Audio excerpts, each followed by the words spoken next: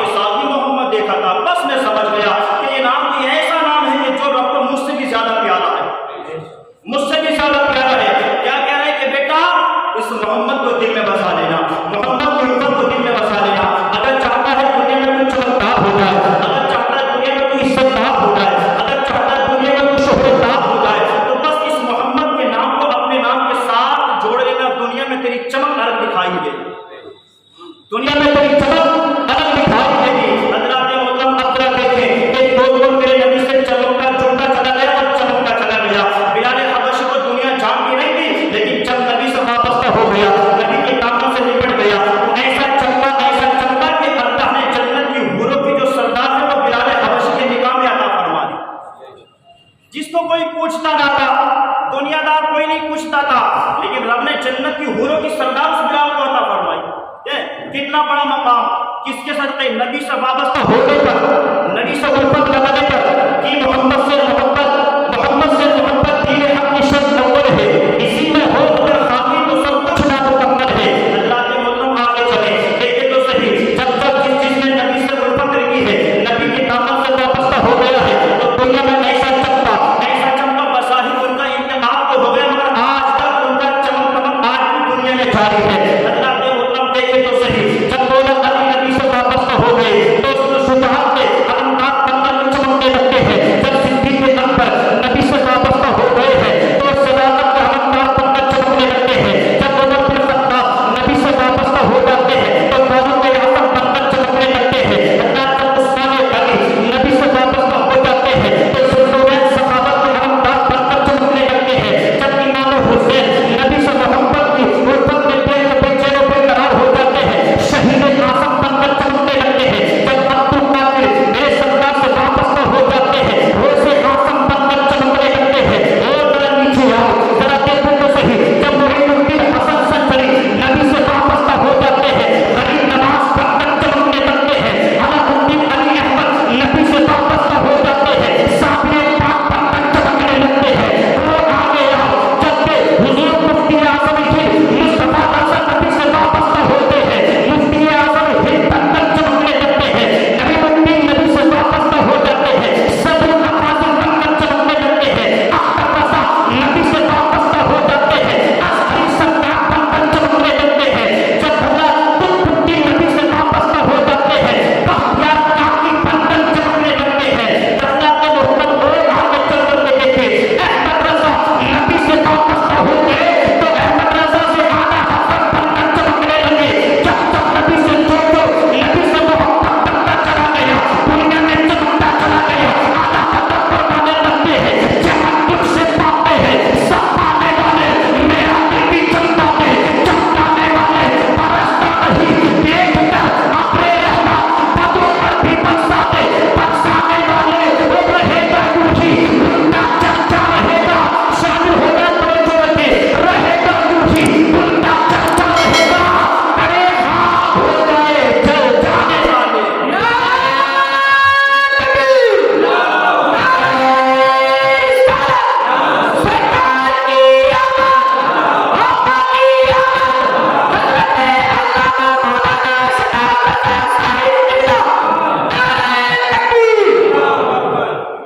رہے گا یوں ہی ان کا چرچا رہے گا۔ تو چرچا تو ہے، رہے گا یوں ہی ان کا چرچا رہے گا۔ پڑے خاک ہو جائیں چل جانے والے، پڑے خاک ہو جائیں چل جانے والے، اور میں مجرم ہوں آقا مجھے ساتھ لے لو۔ یہ شعر کہاں کے بارے میں؟ دنیا کے بارے میں نہیں کہا، آخرت کے بارے میں کہا، کیونکہ وہاں پر رب کے فرشتے ڈھونڈیں گے نا گنہگاروں کو، آج وہ ادھر آؤ، ادھر آؤ، میں مجرم ہوں آقا مجھے ساتھ لے لو، کہ رستے میں ہیں جا بجا کھانے والے، کہ رستے میں ہیں جا بجا کھانے والے۔ اور ہمیں آگاہ فرما رہے ہیں، یا رسول اللہ تو زندہ ہے بندہ، تو زندہ ہے بندہ، تو زندہ ہے بندہ، تو زندہ ہے بندہ۔ میری چشم عالم سے چھپ جانے والے، میری چشم عالم سے چھپ جانے والے۔ اللہ تبارک و تعالیٰ کا، اللہ کے رسول کا ذکر کس نے نہیں کیا؟ اللہ کے رسول کا ذکر کس نے نہیں کیا ہے؟ آپ دیکھیں تو صحیح، آپ ملاحظہ تو فرمائیں، دیکھیں یہ تو آدم کی بات ہے۔ اب دیکھیں ایک اور نبی ہے اللہ کے جن کو سلیمان کہا جاتا ہے، ایک اور نبی جن کو سلیمان کہا جاتا ہے، کسی چیز کی کمی نہیں ہے سلیمان کے پاس۔ رب نے نبوت بھی دی ہے، رب نے بادشاہت بھی دی، اور ایسی بادشاہت کی پوری دنیا کا رب نے بادشاہ بنایا، اور پوری دنیا کا بادشاہ تو بنایا، اس ہوا کا بھی بادشاہ بھی رب نے سلیمان کو، جنات کا بادشاہ بھی رب نے سلیمان کو، پانی مچھلی کا بادشاہ بھی رب نے سلیمان کو، نباتات جمادات حیوانات تمام تر چیز کا بادشاہ رب نے سلیمان کو بنایا۔ ایسی بادشاہت رب نے سلیمان کو عطا فرمائی کہ جب کسی کے پاس یہ سب کچھ ہو تو پھر اسے کیا ضرورت ہے کسی کو یاد کرنے کی؟ اور ایسا ہے نہیں آج کے دور میں، جب تک بندہ غربت میں رہتا، پریشانی میں رہتا نا، تو بڑا اللہ اللہ کرتا، بڑا اللہ اللہ کرتا، اور جب غربت پریشانی دور ہو جاتی تو پھر بھول جاتا، پھر یاد آیا تو اسے اللہ یاد آتا، پریشانی مصیبت کے وقت ہی یاد آتا۔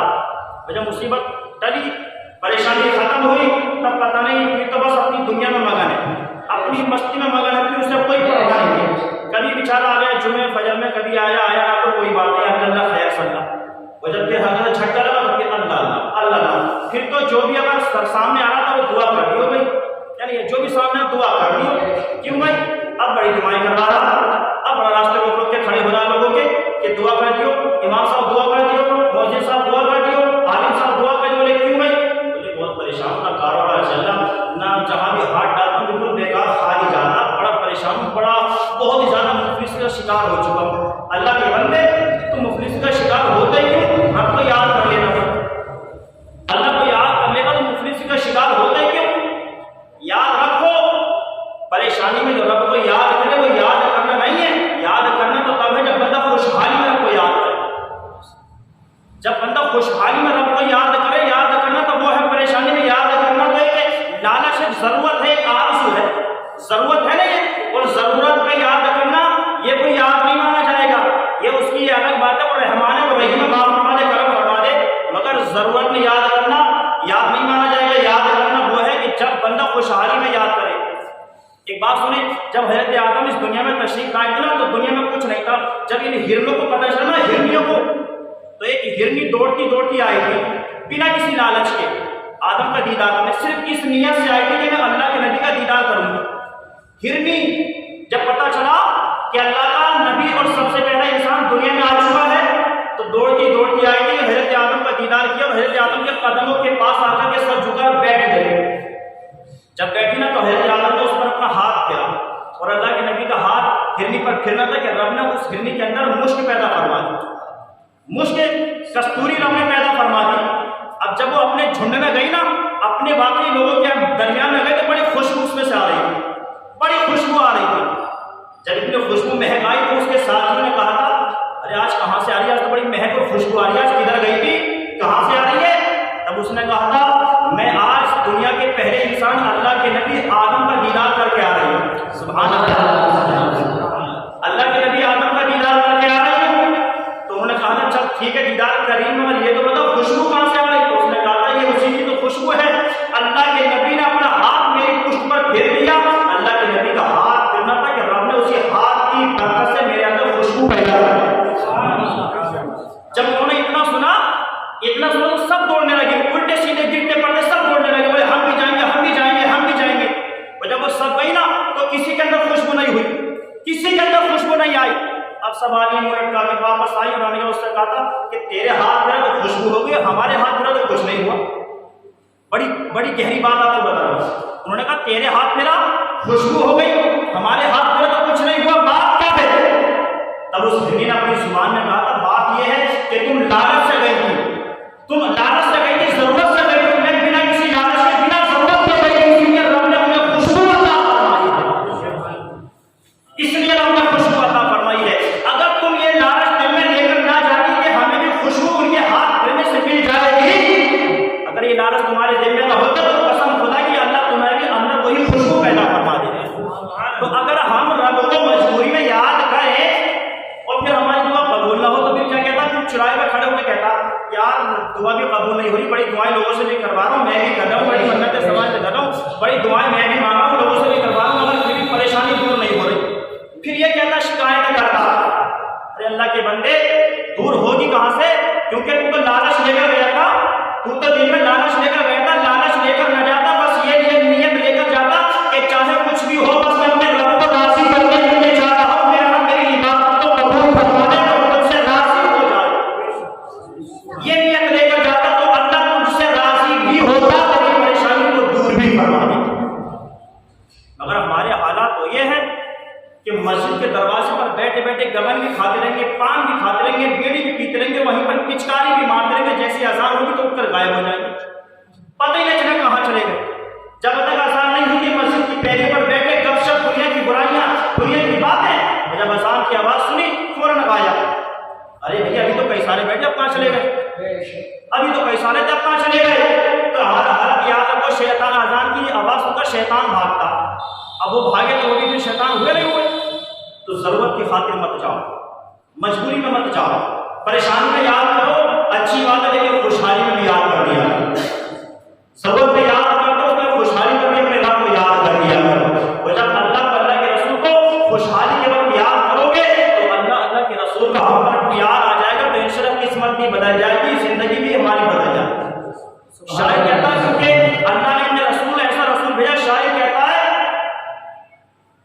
کہ اے خدا تو نے بھیجا ہے رحمت کا جام، اے